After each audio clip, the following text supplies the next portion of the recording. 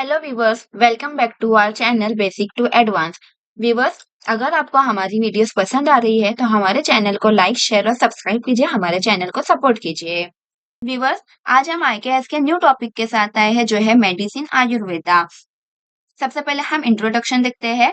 Ayurveda which means the science of life is one of the holistic healing system in the world. Ayurveda जो कि the science of life के नाम से भी जाना जाता है, ये एक बहुत ही होलिस्टिक हीलिंग सिस्टम है जो कि वर्ल्ड में चलता आ रहा है। ये ओरिजिनेट हुआ था एंशियंट इंडिया में जो 5000 ईयर से चलता आ रहा है। आयुर्वेदा प्रिंसिपल बेस है, कौन से principle? Balancing body mind and spirit. अगर हमारी बॉडी माइंड और स्पिरिट बैलेंस में होंगी तो हमारी हेल्थ अच्छी होंगी। हेल्थ अच्छी होने की वजह से हम डिजीज से फाइट कर सकते हैं, हमारा डिजीज प्रिवेंट होगा। आयुर्वेदा के की element. Number one, principle of Ayurveda. There are 5 elements and 3 doshas. 5 elements, कौन से 5 elements है? 5 elements are earth, water, fire, air, space. अर्थ जिसको हम लोग हिंदी में पृथ्वी बोलते हैं, वाटर जल, फायर अग्नि, एयर वायु, स्पेस आकाश। ये तो 5 एलिमेंट्स ऑफ आयुर्वेदा हुए। इसी के साथ 3 दोषास है। 3 doshas vata, pitta and kapha. Now what is a doshas? Doshas एक आयुर्वेदिक सीक्रेट है जिसके हेल्प से हम लोग जान सकते हैं किसी भी बीमारी का कारण क्या है, the root cause of any disease. तो सबसे पहले वात दोषा देखते हैं। Vata dosha is the combination of air and space. जो हम लोग ने 5 एलिमेंट्स देखे थे उसमें से एयर एंड स्पेस का कॉम्बिनेशन वात दोषा है। People with Vata dosha are quite thin, having a light bone. They are very creative and active. The chances of illness is more because they are not very strong and having weaker immunity system. जो person वात दोषा से belong करते हैं वह थोड़े दुबले होते हैं, उनकी हड्डियां थोड़ी सी लाइट होती है, क्रिएटिव होते हैं, एक्टिव होते हैं, बट इन लोगों में इलनेस बीमारी के चांसेस ज्यादा होते हैं बिकॉज इन लोगों की इम्यूनिटी सिस्टम थोड़ा सा लो होता है, वीक होता है। पित्त दोषा। पित्त दोषा is the combination of fire and water. People with पित्त दोषा having a strong digestive system. Medium size में होते हैं, गुड स्ट्रेंथ होती है। ये पीपल वर्क हार्ड करते हैं गोल अचीव करने के लिए। उसके बाद आता है कफ दोषा। कफ दोषा is the combination of earth and water.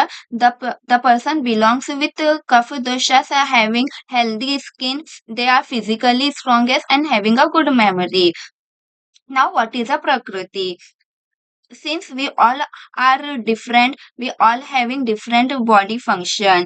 हम लोगों के बॉडी फंक्शन के बेसिस पर हम लोगों की इलनेस डिफरेंट होती है, हमारी लाइफ डिफरेंट होती है, पर्सनैलिटी डिफरेंट होती है। ये जो डिफरेंसेस होते हैं इसी को कहते हैं प्रकृति। टू कंसेप्ट ऑफ अग्नि, digestive fire. A balanced Agni is essential for overall health, while imbalanced Agni can lead to accumulation of toxin in body. अगर अग्नि बॉडी में बैलेंस रहेंगी तो वो हेल्दी माना जाता है, लेकिन अगर अग्नि इम्बैलेंस होंगी इसकी वजह से बॉडी में टॉक्सिन जमा होते हैं जिसकी वजह से डिजीज होने लगती है। आयुर्वेदा जोर देता है इम्पोर्टेंस ऑफ मेंटेनिंग अग्नि through proper diet, herbal therapy and lifestyle practices. अगर हम लोग हमारी लाइफस्टाइल को चेंज करेंगे उसकी वजह से भी हम लोग इलनेस से फाइट कर सकते हैं, डिजीज से फाइट कर सकते हैं। Number 3, importance of dhatus and malas. There are 7 dhatus which are form digestion of food.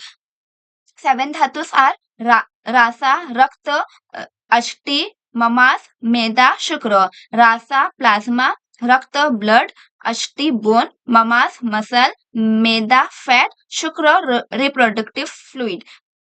Ayurveda जोर देता है बॉडी में से वेस्ट को निकालने का through urine, toilet and sweat. Two diagnosis in Ayurveda. यहाँ पर हम लोग देखेंगे कि आयुर्वेदा में बीमारी को कैसा पहचाना जाता है।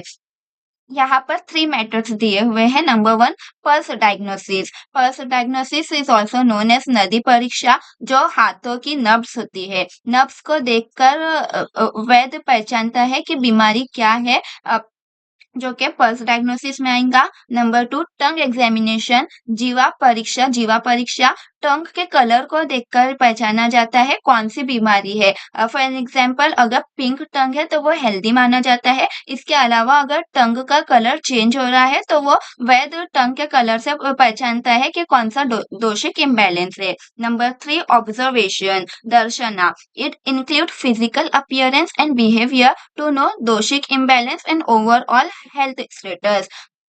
पर्सन को देखकर पर्सन की लाइफस्टाइल क्या है, उसका बॉडी में क्या-क्या चेंज हो रहे हैं, उसका बिहेवियर क्या है, इसके बेसिस पर मालूम करते हैं कि उसमें कौन-सा इम्बैलेंस है या उसका ओवरऑल हेल्थ स्टेटस क्या है।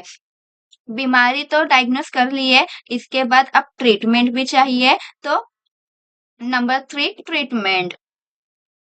Number 1 diet and nutrition. Dietary recommendation based on person's doshic constitution and imbalance.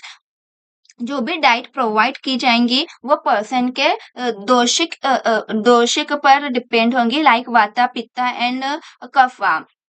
Number 2 herbal medicine. Use of medicinal herbs, roots, leaf to support overall well-being. Ayurveda में जो भी मेडिसिन प्रोवाइड करते हैं, वो herbal medicines होती है।